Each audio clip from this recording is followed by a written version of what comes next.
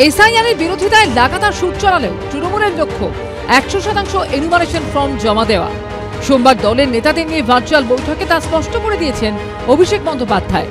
তবে সেই সঙ্গে তৃণমূলের বিএলএদের একাংশের ভূমিকা নিয়ে অসন্তোষ প্রকাশ করেন তিনি। সূত্রের দাবি, বৈঠকে অভিষেক বন্দ্যোপাধ্যায় বলেন, উত্তর কলকাতায় 63% বিএলএ 2 অ্যাপে নিষ্ক্রিয়। পিছিয়ে রয়েছে বালিগঞ্জ, কলকাতা বন্দর, বেলেঘাটা, এন্টালি, কাশীপুর, বেলগাছিয়া, চৌরঙ্গীর মতো কলকাতার একাধিক গুরুত্বপূর্ণ বিধানসভা কেন্দ্র। মঙ্গলবারই উত্তর ও দক্ষিণ কলকাতার তৃণমূল নেতৃত্বকে নিয়ে বৈঠকে বসার নির্দেশ দেন তিনি। সেই মতো মঙ্গলবার বৈঠক সারলেন ফিরহাদ হাকিম ও অরূপ বিশ্বাস। দক্ষিণ কলকাতার বৈঠকে সুব্রত বক্সী, দেবাশিস কুমার সহ হাজির ছিলেন প্রায় সমস্ত কাউন্সিলর ও পদাধিকারীরা। এখানে পিছিয়ে কেন? পিছিয়ে কারণ আমাদের দিদির দুধের অ্যাপের ক্ষেত্রে আমাদের অনেকেই করতে পারেননি। সেইটা আমরা যে কতটা সংখ্যক কম হয়েছে সেটা আমরা করে দিচ্ছি। কারণ জ্ঞানেশ কুমারকে চিঠি দেওয়া হয়েছে এসআইআর এর বিরোধিতার জন্য, এসআইআর স্থগিত রাখার জন্য। তার পাশাপাশি এসআইআর এর প্রস্তুতিতেও দল এরকম। তার কারণ আমরা তো বারবার নীতিগতভাবে আমরা বলার চেষ্টা করেছি যে আজকে একটা এসআইআর এর নামে এতগুলো মানুষ মারা গেছে এবং যে তাড়াহুড়ো করা হচ্ছে। এর আগের এসআইআর 2 বছর ধরে হয়েছে। কি কারণে হঠাৎ এত তাড়াতাড়ি কেন? কি প্রয়োজন ছিল? তার কোনো সদুত্তর আমরা এখনো পাইনি।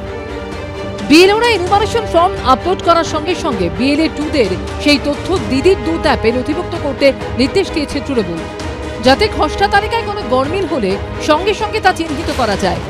সেই কাজ কতদূর এগিয়েছে তা নিয়ে বিস্তারিত আলোচনা হয় বৈঠকে। আমার এলাকায় বলতে গেলে আমরা মানুষের যেভাবে একটা ভয় কিংবা আতঙ্ক কিংবা না বুঝতে পারার এই যে বিষয় পরিস্থিতি ছিল, তাতে আমরা কিন্তু পুরো দমে তাদের সঙ্গে কাজ করেছি। জিততে না পারার জন্যে প্রতি নির্বাচনে একটা করে অস্ত্র তারা খোঁজেন এবং এবার তারা মনে করছেন বোধহয় এসআইআর তাদের পার করিয়ে দেবে।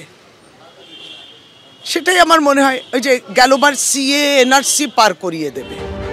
এসআইআর নিয়ে সাংসদ বিধায়কদেরও একেবারে কড়া টাস্ক বেঁধে দিয়েছেন অভিষেক বন্দ্যোপাধ্যায়।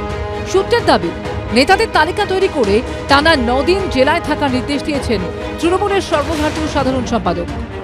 এই দলের মধ্যে সব যাতে ঠিকঠাক থাকে, দলের মধ্যে একটু আলোচনা, আলাপ আলোচনা। তৃণমূলের এই তৎপরতা নিয়ে বিজেপির গলায় অবশ্য শোনা গেছে কটাক্ষের সুর। আসল কথা এসব কিচ্ছু না। শিহরে সমন এসে গেছে। চিন্তায় অভিষেক ব্যানার্জি এবং মমতা ব্যানার্জির ঘুম নেই।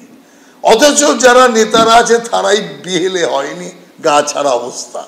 তার মানেটা কি দাঁড়ালো?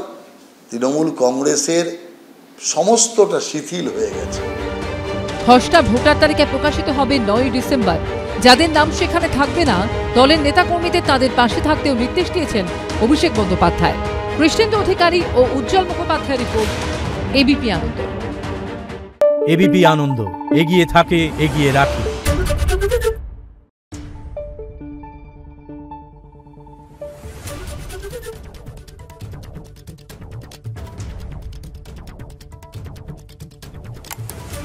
Thank you.